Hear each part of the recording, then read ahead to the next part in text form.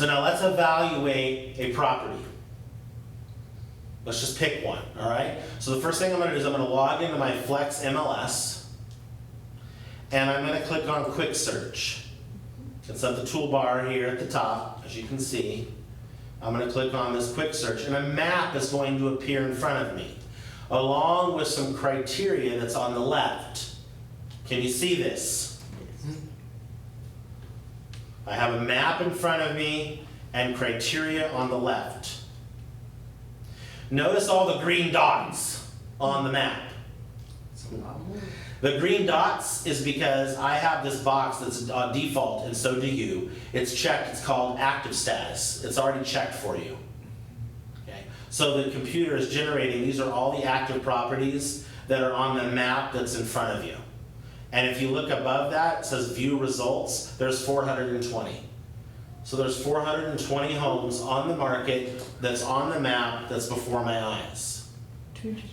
So now I go here to active on this bar right here. If I click here, notice it comes up click to edit. Now I can actually shift and change what status I'd like to look at. I only want to look at the closed properties. 1,505 properties have closed. It quickly does the math and puts it in front of me. Now, how does it know? Because right below it, you notice that this whole window, so let me go back to active, and notice the check marks went away, green dots came back.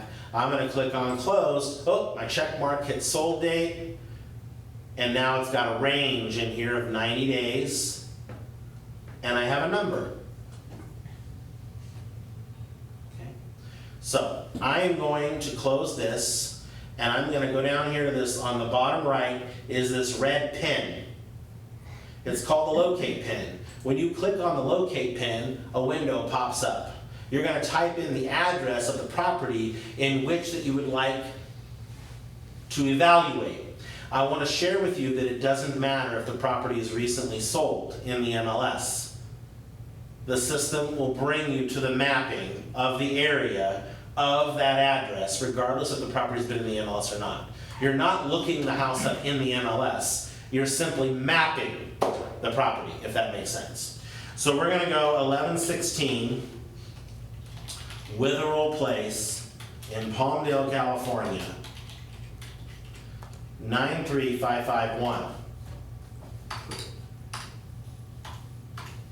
And we're going to click locate. Boom, there it is. It's going to drop a pin right onto the property. We're going to quickly make sure that that looks about where the property is. Now, one other thing that I'm going to suggest to you.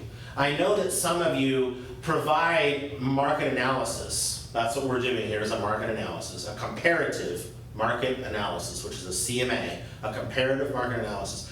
I know that some of you do those before you go out and visit the house for the first time. What you're going to learn in around session 4 of Ignite, or 3 of Ignite, is that that is one way to do it, and there's nothing wrong with doing it that way.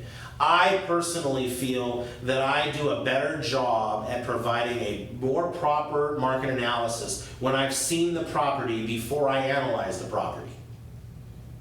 So I do not provide, me personally in my business, and my partner as well, we do not we do not provide the CMA before we see the house for the very first time.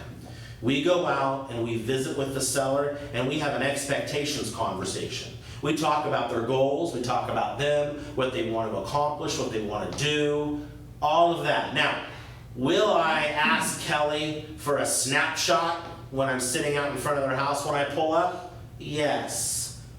That way, I have an idea of what stuff's going on in the area, because it will give me an average sales price for the area, and median, average sold price, the list to sell ratio. It will provide me with some valuable information inside of 30 seconds while I'm walking up to the door, or I can walk up with some knowledge behind me.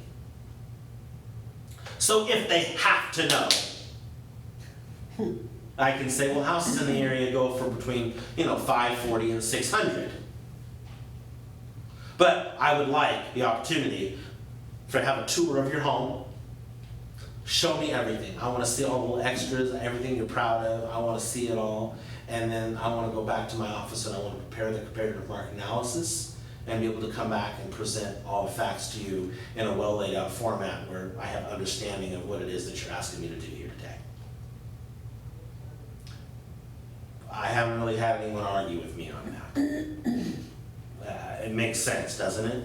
If I'm going to sell a car, I want to know the car that I'm going to sell. If I'm going to sell a house, I'm going to want to know the house that I'm going to sell.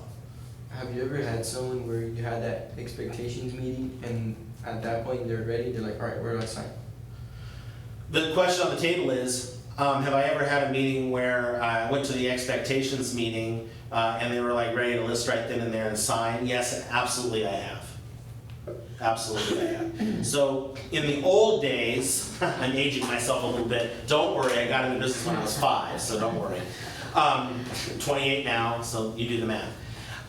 In the old days, we would actually, in my office, we had a filing cabinet for listing, and we had a filing cabinet for buyers.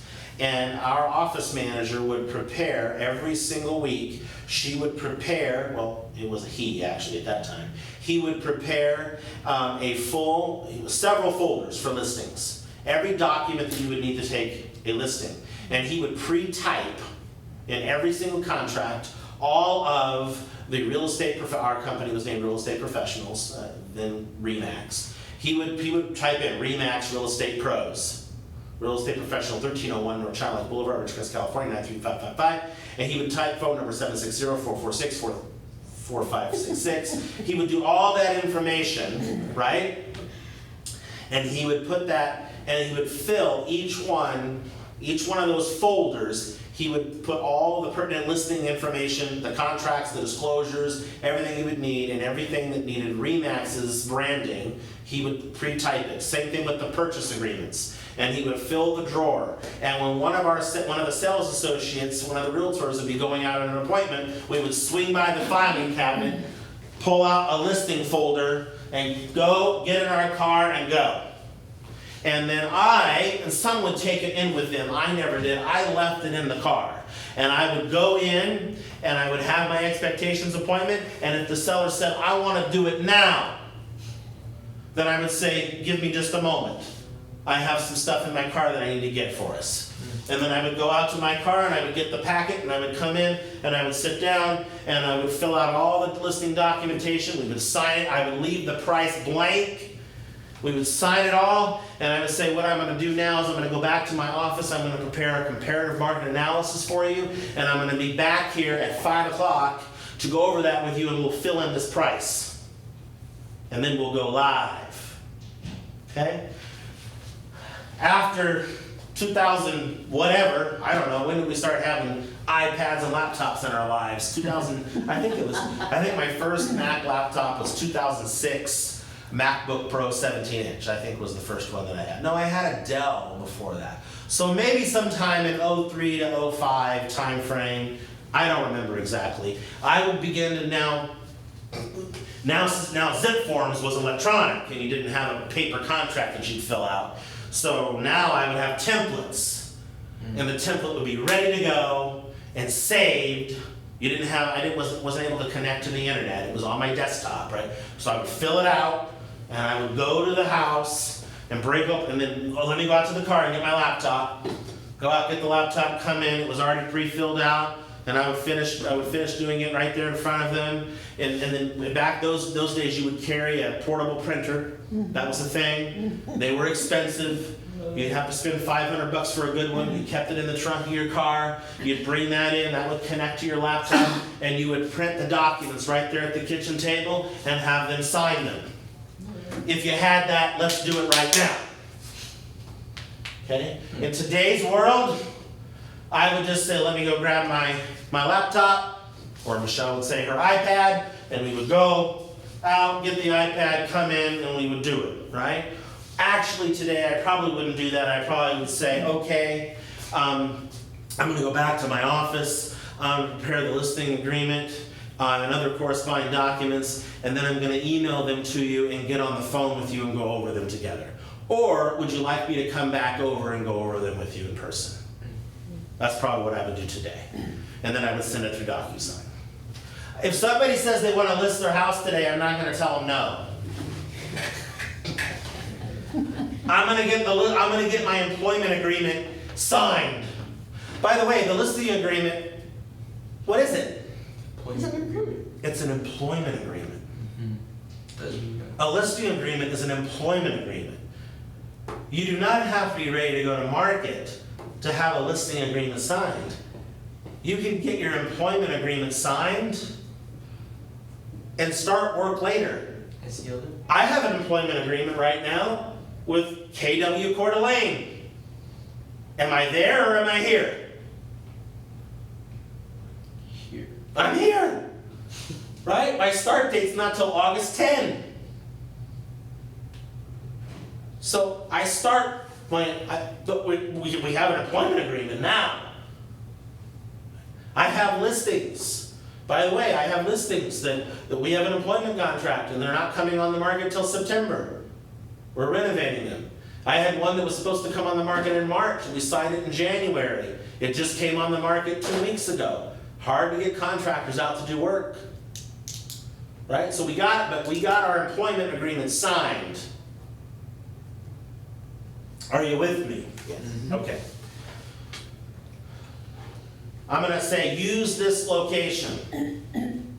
I'm going to click on radius search. It's going to bring up the address of the property, and I'm going to click on radius search.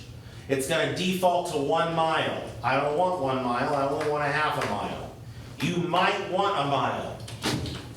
If you do this and it doesn't come up with enough, you may need to do more. You can always go back and do more if you need to. If you start out with a mile, you'll be overwhelmed. Okay, the screen's gonna turn blue, that's the circle. You're gonna have to zoom out a little bit so you can actually see who's who in the zoo. Right? It's gonna circle and you see some blue dots. You see blue dots because closed has been highlighted. So the blue means closed. If I change this to active, we'll watch what happens. My blue dots go away. There's nothing for sale in that neighborhood right now. Okay, that's interesting to me. We're on the west side of Palmdale, close to Highland High School, close to the mall, new Beezer Tract. Well, Beezer Tract was built in 2009. Between 2006 and 2010, the houses were built, and there's nothing for sale. Okay, that's good for me to know. So I'm going to go back to my closed, and several are going to pop up. Now here's what's interesting, and here's why Zillow doesn't work. If you're paying Zillow, stop paying Zillow. Okay, that was my little thing there. If you're paying Zillow, stop paying Zillow. This is what makes Zillow enough. By the way, if you're going to do a market analysis, part of the reason that you want to do it after you've seen the house is you want to see the neighborhood also. So because I've been to this house, I know the neighborhood. And I know that Witherell Place is the dividing line, it's the dividing street between the Beezer Tract that was built between 2006 and 2010 and a very old tract of homes that was built in the 60s and 70s. It's the divider. And I know that because I've been to the home. I've been to the house. I know that the street that leads into Witherell Place, which is called Armfield, which comes right off the Shell station over here at the stoplight. If you go to the Shell station, that stoplight, if you were to go straight ahead, that's called Armfield. When you get to the end of Armfield is Witherell Place. That's this street. Okay? Armfield is a very narrow street. Lots of people park in the street. 1 car only can get through at a time. If there are 2 cars, one has to give way. Is that a go back to your real estate test days, is that a functional obsolescence? Mm-hmm. Yes. It is, right? It's something that is functionally not pleasing to the buyer. If I was going to buy the home and I'm driving down the street, and by the way, if everybody was at work and it was a Wednesday afternoon and everybody was at work and the car was not coming the other direction, I might not notice it. But if it was a Wednesday at 5 o'clock and another car is coming the other way, that's going to be a functional obsolescence. But by the time I get to Witherell, Now the streets are wide and plentiful, right? It's a different neighborhood. I'm passing houses that look like they were built in the 60s and 70s. And then I get to the promised land of the houses that were built in 2006 through 2010. Right? I get to the bees, I get to the new stuff. Wide streets. Are you with me? Okay? Because I know that, because I drove over to the house. If I didn't, I would be looking at some of these that are right up against 10th Street West, right over here, these three, because they're the closest. Are you with me? Do you see that? Yes. That's the old neighborhood. That's not like kind. That's not a comparable. What I do know is that these three over here are all in the same track, and these are likely to be my comps. I'm actually going to question this one right here. Can you see that in Zoom land? Can you see that in here? Oh, that one, yeah. Okay. So how do I know? Well, I just simply click on it, and it's going to bring it up. Sure enough, it's on Wellington Drive, which is in the same neighborhood. So here we go. It closed escrow on April the 30th for 595,000 buckaroos. If I want more information, I simply click on more info, and on the left-hand side, a picture of the home will come up, and sure enough, it gives me data on the home. It's a 6-bedroom home. Right? It's 4 bathrooms. It's almost 4,000 square feet. What? On a 6,500 square foot lot, built in 2007.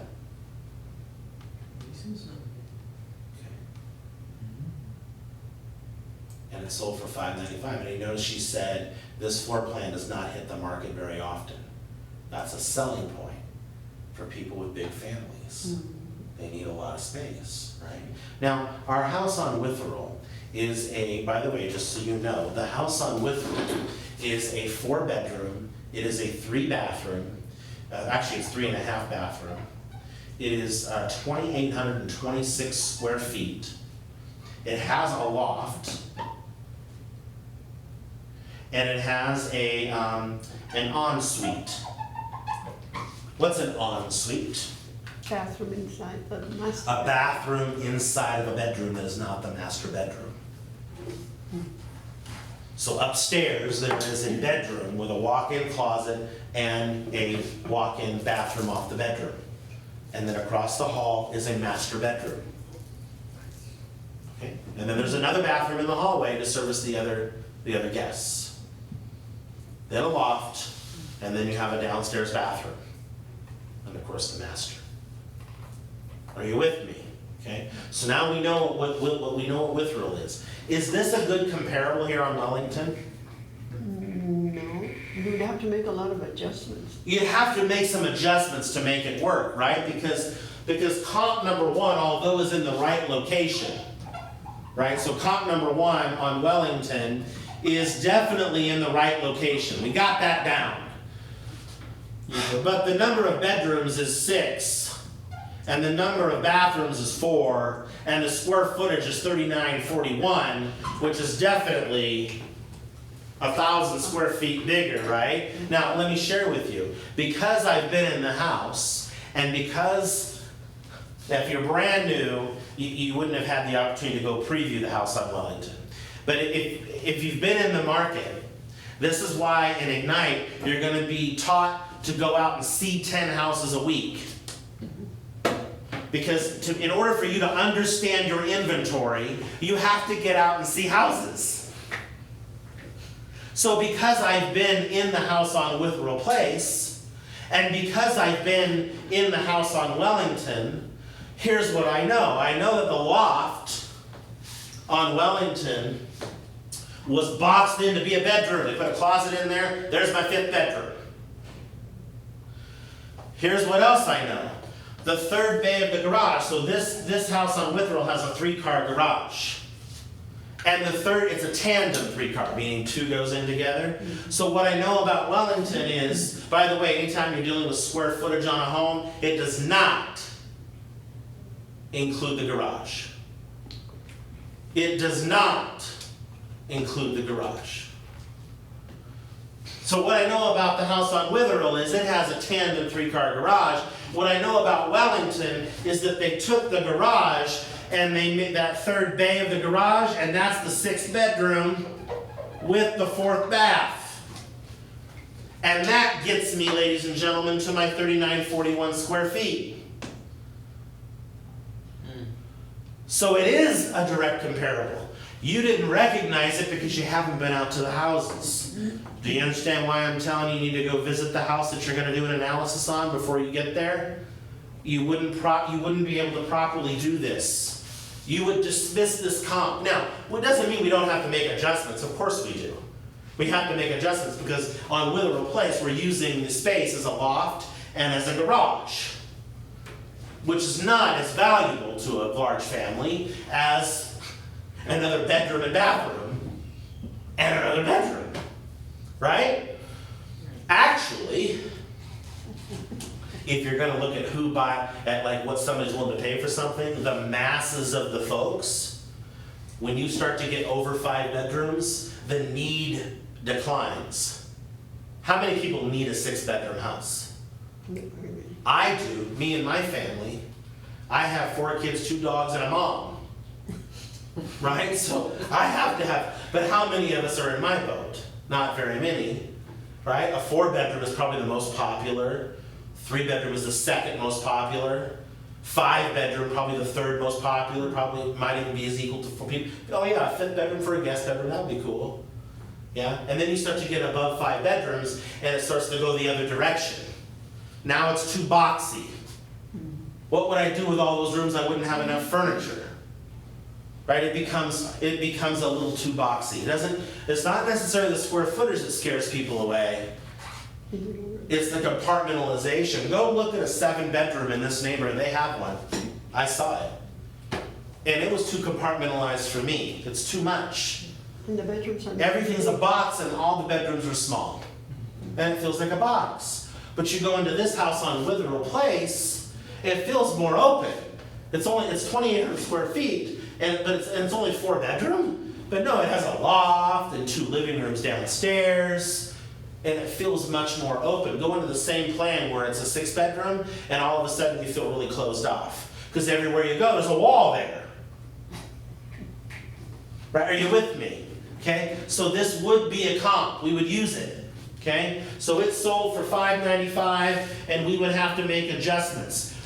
Okay, for time's sake, that's what we're gonna use only the one comp, and we're gonna go into now adjustments. Okay? How do we make these adjustments? I love this. This is perfect. So the first thing we're gonna do is we know what's going on with Witherell Place. There's no pool, there's no solar, there's 2 AC units. You get my drift? Condition is good. Okay? Now let's look. We've been on Wellington. If we haven't been on Wellington, we're going to go through the photos. And we're going to preview the photos in such a way that it helps us determine the condition of the property. It looks like the house was in good condition. It was well kept. It's open. Look at that. Lots of windows. Very bright. Bright. Looks like it was in good condition. Good. Yeah, Okay. very nice. So what we need to do first, we need to adjust for, we need to find out, did it have a pool? Okay. Did it have a pool? It did not.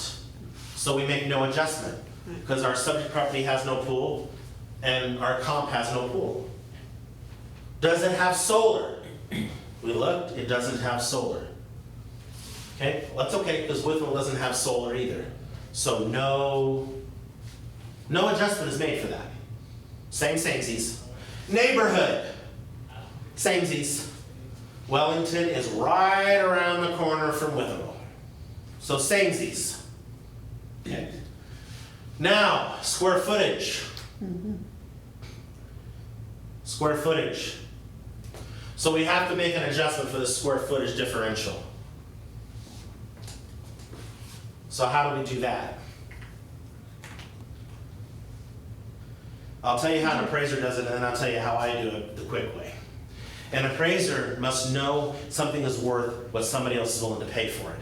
So what an appraiser will have to do is they will have to determine how much price per square foot somebody is willing to pay for extra square footage. So they will dive into the details of the homes that sell in that neighborhood at that square footage and at the lower square footage and come up with the differential and know how much somebody's willing to pay price per square foot on average. Does that make sense? Adriana, does that make sense? Yes. Okay, so if your typical home in the AV sold for $200 a square foot, that's not good enough. What we have to know is how much somebody's willing to pay for the extra square footage. If the houses that are 3,900 square feet on average sell for $197 a square foot, but the houses that are 2,800 square feet sell for $204 a square foot, are people actually paying more per square foot for the home? I don't think so. No. They're not. Those houses are selling for $197. See, it's like when you go to the grocery store and you're gonna buy the big cheese or the small cheese. And you look at the price per ounce. And you end up going for the middle-sized cheese because that's the best price per ounce. They trick you into thinking that the bigger one's the better deal. And that's usually the most expensive. The middle one is the better deal, right? Are you with me? So that, you're gonna take it and you're gonna divide it by half. Whatever that is. So if it's 200 to keep things simple, then it's $100 a square foot. So you take $100 a square foot times the difference.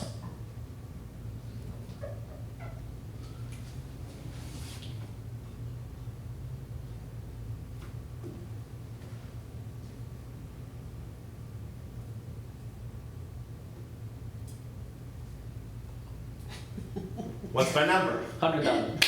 Right, $100,000. Now, Fannie Mae and Freddie Mac say that that is too much of an adjustment. And they cap out what an appraiser is allowed to use, which is $25,000. So we would make a $25,000 adjustment for square footage in the downward, right? Because this one is bigger than this one. So if this house were Wellington, it would sell for $25,000 less because it's less square footage. If this house were Wellington, it would have sold for $570,000. 4 bedrooms versus 6 bedrooms. How much is a bedroom worth? Well, going from 3 to 4, they're worth a lot. Going from 4 to 5, they're worth a pretty good penny. When they're going from 2 to 3, they're worth a gold mine and 2 arms and 4 legs.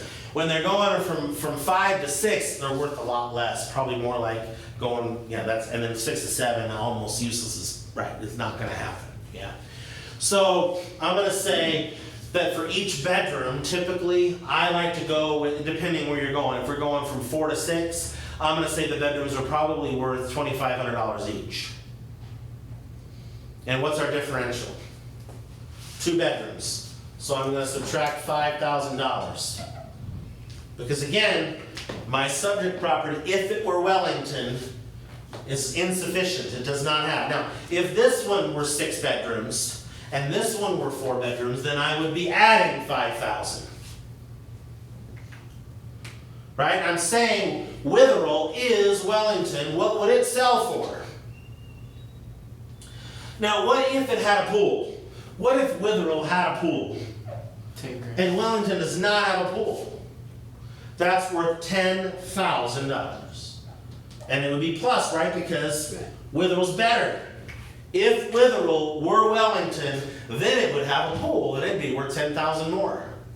So after I take the $30,000 and then I off, now I'm worth $565.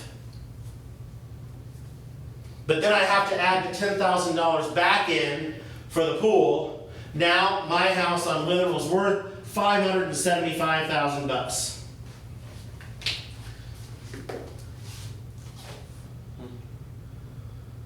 How much would you add if it was a 3-bedroom compared to a 4-bedroom? So a 3-bedroom to a 4-bedroom, I would probably say $5,000. I would say that's probably a $5,000 deal, depending on what the neighborhood tells me. So if I primarily have a neighborhood that's 3 bedrooms,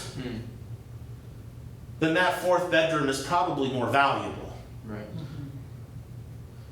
Just like if I'm primarily in a neighborhood that has 4 bedrooms and I have a 3-bedroom, that's probably a pretty big deficit, because most of the homes in the area have 4-bedroom. If it's a good mix, then I think that's probably that's worth $5,000, and 4 to 5 is probably worth $3,500 to $5,000. Again, it's not perfect, like how I do it, right? An appraiser is going to dive in and go, how much are people truly paying per bedroom for that specific neighborhood? Because something is worth what someone else is willing to pay for it. So an appraiser is being paid to determine and make that evaluation in a very detailed format, right? He's got to be accurate that somebody is willing to actually pay $4,500 extra for a bedroom. Okay, we're going based on experience, right? Doing a market analysis is both a science and an art. Understand that. It's both a science and an art. A lot of what we did here is a science. And then the gut comes in. Then the art of it comes in. Like, where do we price it? And the differential on now the pool, I got that because several appraisers told me pools are worth $10,000. That's how I know that. Solar is worth $12,000.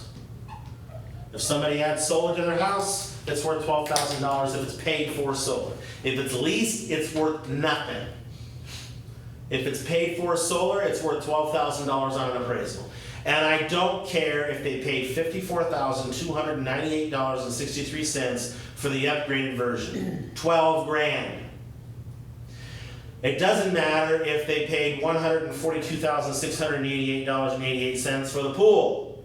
With the palm trees and the waterfall and the jacuzzi that seats 20, it doesn't matter. It's worth maybe $12,000. The appraiser's telling me $10,000 to $15,000 for a pool and backyard landscaping around the pool, depending on how well it's done. And that worked for me.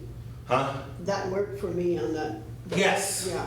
Yeah, it's work. It just is what it is, folks. It is what it is. So I know it's worth $575, and then the art comes in because I don't know for sure bedrooms and square footage. I'm using a calculated guess, right? An educated guess. That's more of an art than a science, right? I mean, I guess it kind of is a science. Science is about doing educated guesses until you get something right. So I guess maybe, but more of an art, right? And then when you get down here to the 575 figure, where are we going to price it? That's where the art comes in. And that's where you say, and we're going to get into more of this in Ignite session 3 on price to sell, but it's going to be more like, what's our competition? There's nothing available in the neighborhood. Is 575 really the same as 579.9? Probably. If you were a buyer and you were approved for $590,000 and you saw this price at 579.9 or 575, would it make a difference whether you went out and looked at it and were an offer? It wouldn't. You would do it. I have a question. Just get me back to where you divided by half. Yeah. Is that that was the square footage? This is my Which rough and dirty of what I've noticed on appraisals. Is whatever the square foot price per square foot is, divide it by half. Oh, the price, okay. Divide it by half, Yeah. price per square foot, and then multiply that by the differential. And then once it exceeds $25,000 becomes your max. Just that is purely based on my experience of reading multiple appraisals of what I've seen. Again, that's the art piece. That's the piece. So far, it has not steered me too wrong. Now, how will you know? You'll know if you ended up way off. Like when you're, and by the way, this is only one. We did one comparable. You're going to be doing a minimum of 3. So when you've got all 3 lined up, and the story comes in that the house is worth $450, you know you did something incorrectly because you know the houses in that neighborhood definitely sell for more than $450. Are you with me? Because you're in the market. If you're brand spanking new 3 weeks, you may not know that, but you will, because you're going to be looking in the MLS every day, and you're going to be going out and driving around and previewing 10 houses a week. And as you do that, by the way, I moved here 3 years ago and I knew nothing about this market. And how did I know? I'll give you a tip really quick and then I'll let you go. How did I get to know my market? Adriana, this will work great for you. Juan, this will work great for you as well. So what I did to learn at the Antelope Valley market is I just presented myself as a buyer. Now I wasn't a buyer. I already had my house on Withrow. That's my house, by the way, on Withrow that we just did an analysis on. That I was already living in that house, and all I did was put myself in the position of a buyer, and I said, what can my money buy me if I had $250,000 to $300,000 to spend? And I would go in the MLS, and I would do a search, 250 to 300 on the west side, 250 to 300 on the east side, right? And I would just see, and I would look at the house, look at the pictures, and I would just do that. Okay, now what does my money get me if I'm going to spend 350 to 400,000? What does my money get me if I'm going to spend 500? What does my money get me if I'm going to spend 600? Are you with me? Yes. If I'm a buyer, I take off the real estate agent hat and I put on the buyer hat. So I could be looking at it like, truly, I might make an offer on one of these today. Like, look at it from that perspective, and it will serve you. You'll get an idea of neighborhoods and areas and the differentials. Like, my goodness, why is this one only selling for $380 and it's only a block away from this one that's selling for $595? Well, then if you drive over there, you'll notice that Arnfield is much different than Wellington. Right? That house was built in 1967. It's 1,348 square feet. It's 3 bedroom and 1 bath. It's a totally different product. Right? The other thing that I would do is that I would, so you can implement this, and this is where I tell you to do this at Ignite. Go out and see 10 houses a week. Like physically. Drive over. Now, our inventory is kind of low, and you may not be able to get inside, but at least go and look and drive by. And if the house is vacant, use your lockbox key and go in and preview the home. So that's what I would do. My wife and I at date night used to be on Tuesday nights, and we would go out on Tuesday, we would go eat dinner, and then we would get in the van and we would drive around looking at houses.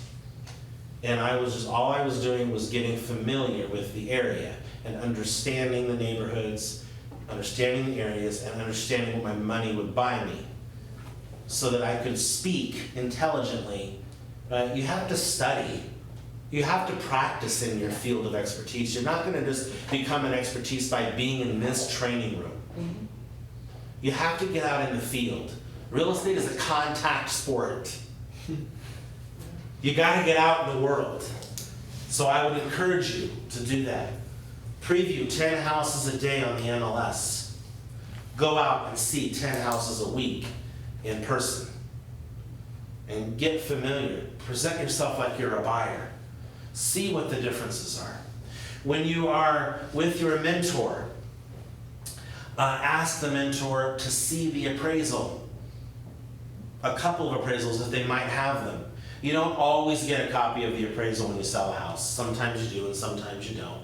And if you represent the buyer, you can always ask for it, and they'll usually give it to you with the buyer's permission. And so read it, just look it over. You don't have to understand everything that's on it, but as you start to see the adjustments piece, it will help bring clarity to what the appraisers in the area are doing, what they're adjusting for and how much, right? When you're in a transaction representing a buyer, ask to see the appraisal. Take a look at it, just go through it. Do that on every single one of them until you get to where you've got a handle on what's happening. That will serve you as you're trying to evaluate properties. Okay? Yes. Short time. That is doing a comparative market analysis.